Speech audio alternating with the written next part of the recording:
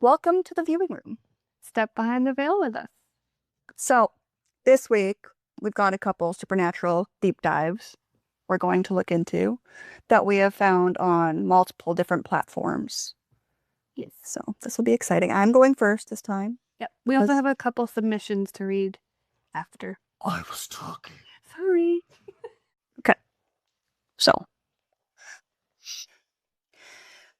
yeah, breathe. Just want to say I don't necessarily believe in the paranormal, but this story really makes me question it. I was on a summer camp backpacking trip, and we were camping next to a lake that had a little cliffside next to the lake.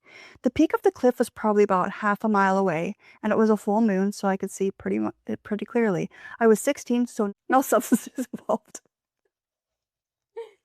It was about 2 a.m., and I couldn't sleep, so I got up from my sleeping bag and just laid on a rock next to the lake. I have always been a big astronomy nerd and lived in a relatively big city, so I really appreciated having time to just look at the stars considering I couldn't do it often. After about 20 minutes, I saw a huge buck walk up to the edge of the cliff. I just sat there watching it, just thinking it was majestic as fuck. After a few minutes, it almost instantly stood up on its hind legs and turned towards my direction. It just stood there for a good 3 or 4 minutes, staring at me. There wasn't a fire or anything, so while it may have seen me on the rock, there wasn't anything around that would have captured its attention like that.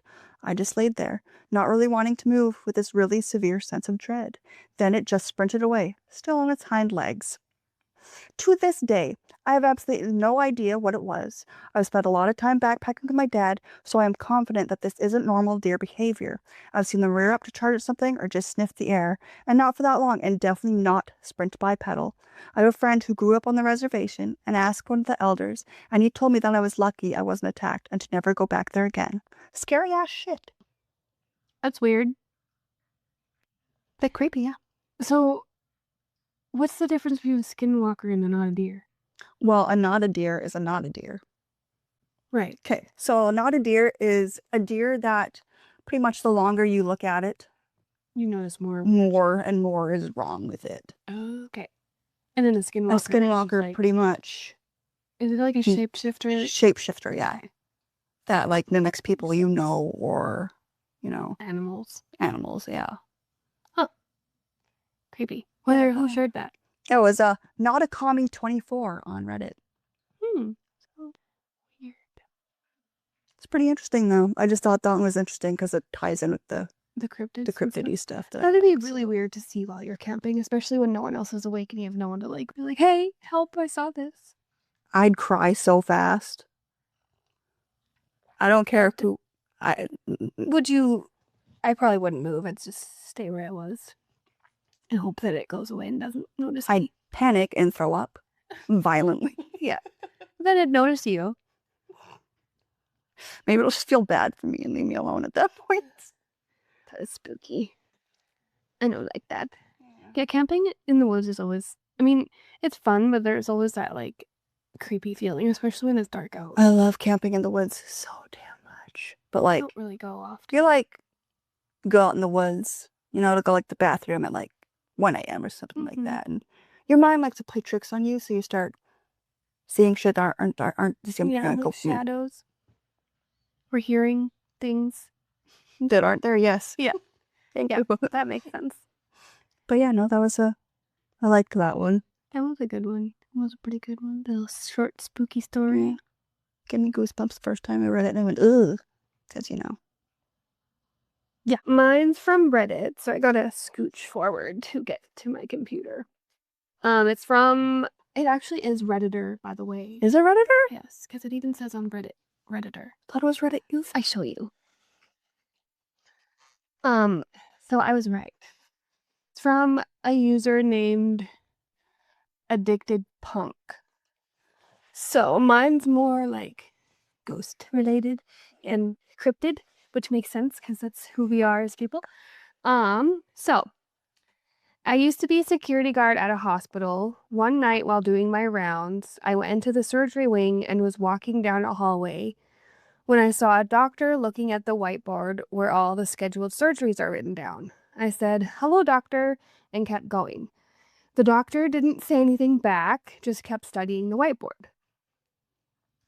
When I got back to the security office, I was telling one of the guys that's been there for years about how I greeted this doctor and he didn't say anything back.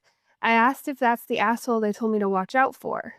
I was asked where I saw him and I said the surgery ward, and he gave me a smirk. He then explained that the surgery ward closes at 9 p.m. and that all patients are moved into the monitoring wards. There should be no one there. He then asked me if this doctor was studying the schedule board. I said yes. Then he told me that I had just met Dr. Luizisti. I might have said that wrong. Sorry. Apparently, some many years ago, one of the surgeons went up to the helipad and jumped off the building. Seems like he never actually left or stopped working, though. Okay, so like, it just makes me think about the fact that the suicide rates for doctors is Yeah, probably really high. They deal with pretty a lot high of stuff and see a compared lot to of like stuff. the normal civilian rate, The guilt of not being able to save people probably right? weighs And on the them a lot. overworking and the Yep. anyways, probably a nice guy. He probably was Maybe. alive. Maybe he was just who knows? But yeah, I think hospitals have a lot of ghosts attached to them just because the amount of deaths. Well, yeah, they're going to have a lot. Yeah, and the fact that they have a morgue too, so their bodies are usually sitting there for a while, hanging out till they get moved elsewhere. Mm. Someday when we die, will you hold my hand from like the other Gurney? gurney? Will you hold my hand? Okay. We'll just hold hands and freak people out because we're holding hands and they can't, our hands won't come apart. Be glued Like, why? eternally. Use some Aran Alpha glue. That's the glue we use to glue people's mouths shut after you die. Not when you're alive. I mean, you could, but There's a few people that like to do that too, yeah. like to do that too, but I'm not getting into that. No. I'm a pure being. Never done anything wrong in my life. Sure, Katie. Yeah, so that was my story. And Katie's was, they're both pretty creepy and Got just in more their too own if we need it. ways. Okay, so Katie has another little spooky story A bonus that we're story. going to add in that we forgot about. Okay. I'll start by saying that I can see how this story might not sound disturbing to the reader. However, keep in mind that while it only happened for about a minute, I literally felt every second tick by in fear. It was late in the afternoon, and my two middle school-aged children were playing down the street. All three of our dogs were out in the backyard, and I was alone in the house getting ready to start dinner. As I'm standing at the sink, I hear a rhythmic knocking sound. Our house was built in the 1940s, and most every floor is covered by old, wide plank wood floors. I realize the sound I'm hearing isn't coming from outside or in another room, but I'm hearing it above me on the second floor. The sound is rhythmic, and it seems to be striking the floor because I can tell at that point that it's directly above me where I'm standing in the kitchen. In a matter of a few seconds, I quickly took inventory of where the kids and the dogs were and realized no one was in the house but me. As I was taking that quick inventory, the knocking sound continued. Thump, thump, thump. Whatever was making that sound seemed to be coming from the upstairs hallway. That's when I realized that it sounded like a very small but sturdy bouncy ball. One of those rubber bouncy balls that comes out of a gumball machine. That's truly what it sounded like. I didn't think we had one in the house at the time, but they're pretty small and who knows if we did or didn't. What I did know is that the bouncing ball was still on the move, from one side of our long hallway all the way to the other end by the staircase. The rhythmic thumping was not slowing down, as I realized it's going to soon hit the wall and stop. It has to. Going from the hallway to the staircase requires a complete 180 turn, and obviously the ball can't do that on its own. No sooner did those thoughts pop into my head than I started hearing the ball and its rhythmic thumping coming down the staircase, getting closer and closer. All this time I've been frozen in the kitchen, trying to identify what sound was and who could be making it. When I realize is the ball is getting closer and closer to where I'm standing in the kitchen. Is the ball moving down the stairs? It is. What weirder still is that it seems to hit every single step. It's as if it's drawing, it's traveling out, as if to torment me. I figure that has to be the end of the line for the ball. It will come down the stairs and stop once it reaches the foyer. Of course, no sooner did I think that, but I can peek into the front foyer and see the tiny ball coming down the stairs as if powered by a force that I do not see. At this point, I'm truly astonished that it even could make its way down the entire hall, make the turn to come down the stairs, and thump on every single step on its way down. What is this? This Energizer Bunny. Isn't the ball going to stop? It doesn't. As it comes to the end of the stairs, the bouncing continues, but the ball once again changes direction completely and goes into a 90-degree right turn towards the dining room. Ew. At this point, the hair on my arms and the back of my neck is standing up because I don't realize how this ball is acting so unlike a ball I've ever seen before. Am I really hearing and seeing what I think I am? The foyer and the dining room and the kitchen all kind of converge in a doorway between them. I'm close to the dining room, but standing in the kitchen, so I can see the ball. If I thought listening to the ball move down the stairs and through the house was scary, watching it have a mind of its own was 10 times scarier. I then watch the ball turn when it comes to the bottom of the stairs and start bouncing its way into the dining room. My mouth is hanging open. What am I seeing? It is unbelievable to recount, but so much creepier to actually watch because the ball bounces into the dining room. Then that damn ball made yet another complete right turn to come to the kitchen. Yes, the seemingly possessed ball is still bouncing. I'm freaking out, but I'm also stuck to the spot and standing in, trying to understand what the hell I'm actually witnessing. The ball bounces until it's about 1 foot from me and it stops, slowly rolls to about 1 inch in front of my feet. That is where the ball finally ends its journey. It's like it was looking for me.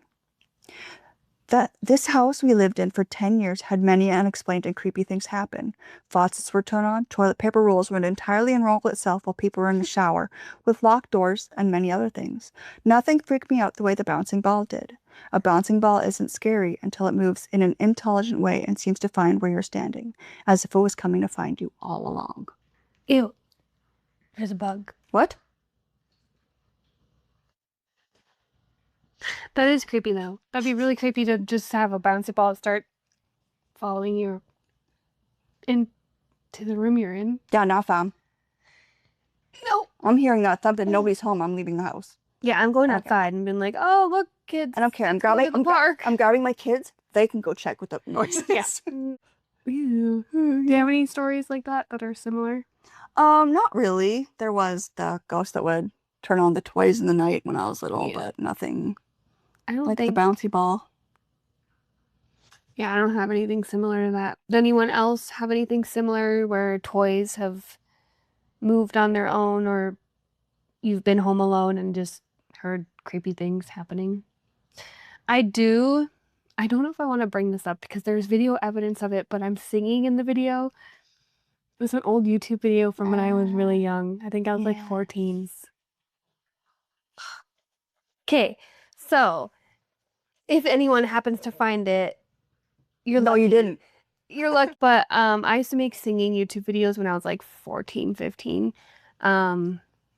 Mostly when I was home alone because I didn't like singing when people were home because I just hated singing in front of other people. But I have one video that is still posted that in the background of it, you can see something sit down on the couch. See it sit down, and then you can see its arm and hand, and it's like a creepy, like, I don't know, it's like, it looks bony and weird, and like in the video you can see that I notice something, but I don't like clock what it is, and I don't stop what I'm doing to turn around. I just know, like, vaguely look behind me. And then the last part of the video is just it's sitting on the couch doing this on the arm of the chair. You should find it and screenshot it. It's hard. You have to, it's blurry. Like, you have to actually, maybe I'll link it, but don't make fun of my singing, okay? I was very emo and very... Every time Concrete Angel comes on, I think of you. I actually sang. We had this thing at school once that we had to pick a song that related to our life, and that's the song I picked. Comes up on my playlist every once in a while. Yeah, and then everyone in class was like, you're like, what is wrong with you? Why'd you pick that song? Because, okay, I had a troubled childhood. Okay. But yeah, the house that happened in the video, That's where I used to see the Shadow Man. Mm-hmm. I didn't have a very great childhood in that house, so there was a lot of negativity, and I think that's why so much stuff happened, because it leached on that negativity and it fed off of it. But yeah, if I decide to link this video, you guys can see for yourself. It happens, I think, halfway through the video near the end. But yeah, you can see it like So is it down. halfway through or near the end? Well, it starts halfway through and then it's to the end of the video. Okay, that makes more sense. Yeah. We'll share it. If you'd like to go find it yourself, the YouTube name is CEZZ0ASHH, and it's a video of me by myself wearing a black t-shirt. It's a very poorly made video, so I look very ghostly in it, but I have a black t-shirt on and I'm singing, I think, The Little Mermaid or something, a song from that movie. But yeah, I'll link it if you can't find it. If you want to watch it.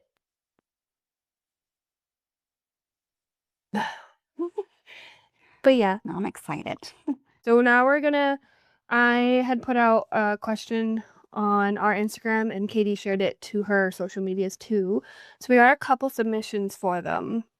I have like 2 each or 1 each. Well, I've got 1. We've got 2. So do you want to go first? Sure. All right. So Katie's going to go first with hers. All right. So I have this friend. His name's Dawson. Hey, Dawson.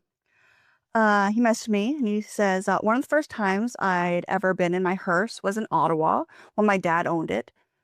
I was so hyped I took a Snapchat selfie and there was a face behind me as if it was posing for the photo. I mean, it could have been a reflection, but it doesn't add up. A 2015 phone camera and a moving hearse to get a reflection that clear and perfectly behind me at the right time I took the photo. Then he's like, the sad part is that was many phones ago. I tried to find the photo and it's no longer there. So that's sad, but that would make sense. I feel like a hearse could be haunted. Yeah, absolutely. His body's in it. Yeah. It's her last ride. It'd be really awkward though. Yeah. It'd be really creepy too to look in like the rear view mirror and just see someone back there when there's not supposed to be. Have you watched The Haunting of Hill House? Yeah. The lady in the back seat. I almost died. Anyways, yeah, that was that one. Spooky. What do you guys think? What would be more scary? Being in the woods and seeing something, or being in like your vehicle? Well, at least in the woods You you can could run away. try to sprint away, but in the vehicle you're like Stuck. it's like when a bee flies in. Yeah, flail around, crash your car. Hope for the best. Oh yeah, they just want you to crash the car so you can be with them forever. In the back of the hearse. The hearse party. I think there's a few people I follow that drive hearses like as their personal cars. I think it'd be kind of cool. There'd be lots of. There's a lot of room in there. Yeah. Do you have any snacks I could put in there? Probably. Too many potatoes. A lot of potatoes, but why would you put potatoes in the back? What are you gonna do with them? Boom. Raw? Yeah. Okay. Like an apple. All right, you hobbit. Boil them, mash them, put them in a stew. Boil them, mash them, stick them in a stew. Okay, whatever.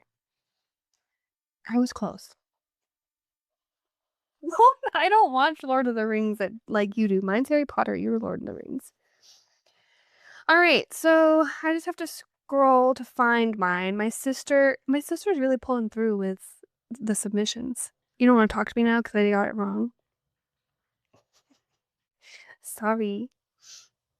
Okay, so my sister's submission. Put the damn pillow down, Katie. My sister, yeah. So, as I mentioned before, I wasn't born here. I was born in the UK. So the school that I went to in the UK was one of those like brick and mortar buildings, you know, like the really old schools that were built like forever ago. I have to look it up, but I think it was built sometime in the like 1900s. And it had like a row of old, I think all schools do, but past school photos on the walls. So in our school, so when you walk through the door, there was a change room for the girls, and then behind that there was a bathroom, but it was only allowed for the grades 5 and 6 girls. all the other girls still went in there because there was a spooky story included in it, involved in it, whatever you want to word that. So she said, remember that one about our school in the UK? There was a picture in the hallway of the school of previous classes, and one of the really old black and white pictures had a girl in it that stood out from the rest. Yeah, she had like, I don't know how to explain it. She like had a glow around her. That reminds me of the one story I read where this girl had taken a photo in class. And she was like, oh, there's this other girl in the photo, right? And then she took another photo and the other girl was there. And the other girl was like really disheveled and like not okay looking. And she went Yeah. and she showed the teacher. And then the teacher got all like pale and spooked. And the girl asked her why. And it was like, because the other girl in that picture died a few years ago. Mhm. So like pictures are kind of creepy. Yeah, ghost pictures are, there's a lot of, we'll have to do some we'll talk about that in some episode, but there's a lot of pictures where like Goosebumps things haunted camera. yeah, and then that movie Shudder, that scares the shit out of me. I went to go see that movie and me and my friend were the only ones in the theater. So it was even more scary. Just a big dark room. But yeah. She was taller, hair was kind of unruly, and she just looked creepy. That school had a fire at some point back in the day, and people had always said that the girl in the picture died in the fire. And then that bathroom I mentioned, everyone always used to say that she like haunted that bathroom. So like people would do the Bloody Mary in the mirror, and apparently she was supposed to like appear in the mirror. Um, they had a whole assembly and made everyone get bathroom buddies because kids were peeing their pants instead of using that bathroom. There were other bathrooms, but the older kids that the bathroom that they were supposed to use, they weren't using because they were too scared to go in there. So then eventually I think that bathroom just went unused and everyone just started using the normal bathroom. Weak. But it was a scary bathroom. It was like, I think it had like 2 stalls and like 2 sinks and then like one of those long mirrors. But I remember doing the Bloody Mary in there, like nothing happened. It's free real estate. Nothing happened in there, but it was a very like creepy story. Yeah. Definitely went. And then that story lasted like years. Like it went on for generations. Like There's a lot of different schools, especially in Japan, that have stories like yeah. that. Mm-hmm. There's one that I'm thinking of, but I cannot remember her name for the life of me, but I feel like I know what you're talking about though. probably. But yeah, that was my sister's submission. That that whole school was kind of had a creepy vibe. Like it was such an old building. Like it just Yeah. creepy. And then our other one was from our friend Emma, and she shared an urban legend from our town called the Hobo Jungle. So I had to do a little bit of research on it, but it's included on the ghost tours. Mm-hmm. They go down into that area and talk about it. So I had to kind of look it up just because I didn't really know what she was talking about, and I was like, huh? What? It's just such a weird thing to mention, Hobo Jungle. So it's tucked alongside the Moose Jaw River in Waccamaw Valley. The Hobo Jungle is one of the city's most compelling and lesser-known historic sites. During the 1920s and 1930s, this riverside woodland became a refuge for migrant workers and those facing unemployment during the Great Depression. Drawn by the nearby rail lines, access to water, and the hope of finding work in town, hundreds of transient residents passed through the area, creating a community born out of necessity. Despite difficult conditions, the Hobo Jungle became a place where stories were shared, resilience was tested, and hope endured. Endured? Yeah. Endured. Yeah. So that is the background of it. And then the spooky part of it is residual hauntings from its heavy CPR mainline history. The phenomenon is people walking the trails in the dense woodlands after dark report hearing the clear rhythmic clanking of the old steam train that used to pass through the area. And then they'd also creepy sounds like in the dark in the woods and see creepy shadows because obviously a lot of people died of like starvation and illnesses that were staying down there, and they're still supposed to be living and residing down there. I know where we're going after this. Right? We should Dairy keep it. Queen. Oh. Well, Oh yeah. we've walked past it. a lot But I of didn't times. realize that was what it was. Yeah, I didn't either. Yeah. That's pretty cool. Cool We'll beans. check it out. Yeah, see? We've walked past that a lot of times. Jesus. Very cool. So that's kind of all we have for this episode. Yeah, A I little don't bit have too much shorter more. than usual, but what stories do you guys have that you didn't get a chance to share that are from your area, like urban legends from your hometown, or like just creepy stories from buildings in your hometown? Have you guys ever done any paranormal exploration of your own, like ghost hunting and stuff? Because I'm very interested in. Yeah, you should share that. That'd be Yeah. cool to know. I need to know. I haven't really done. Well, does a Ouija board count? Yes. Kinda. I do have friends back home that they go on like monthly spooky excursions and go look at I would haunted love places. to do that. Yeah, We it'd should be do fun. We should. Okay. I know they've been to a couple haunted pubs back home. Yeah, we have a lot of haunted buildings around where you're Yeah. at too, so. And specifically because apparently, what's his name? The gangsta? Capone? Gangsta. Yeah, Al Capone apparently came through where we live in the tunnels that we live. So there are tunnels below where we live.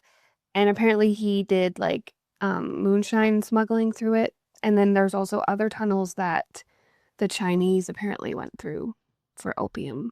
There's a lot going on under the city. Too much. There's a lot of tunnels. A lot of them are blocked off, but they do have a few where you can actually go on a tour of, and they have like themed people dressed up and they reenact like what would have happened down there, which is a cool little tidbit about our town. Yeah. That is cool to check out if you ever come here. Come here. Other than that, there's not much going on. Our next episode, I never remember. I'm so happy I saved all this stuff because we would be screwed otherwise. Our next episode is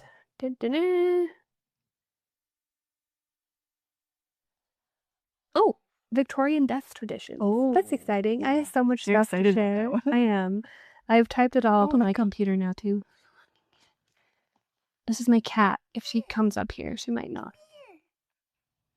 We're in her spot. She likes to sit in the window. Sorry, ma'am.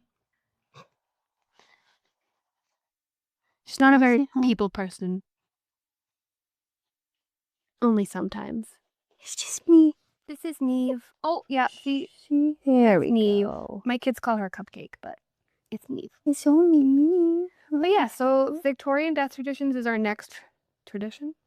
Our next episode. How many traditions do we have? A lot. I'm really excited to share all the stuff I've done the research on for that, and I have some cool pictures that I can add in to share too. But yeah. And then the one after that, I think, is your cryptids again. I'm excited for that as well. But yeah, this was just a little bit of a shorter episode this time. And we would really appreciate if you could send in other submissions of creepy cryptids or urban legends from your hometown. And yeah, we'll share them. We'll bring them up. But that's it for this time. So rest easy. If you can. Good night.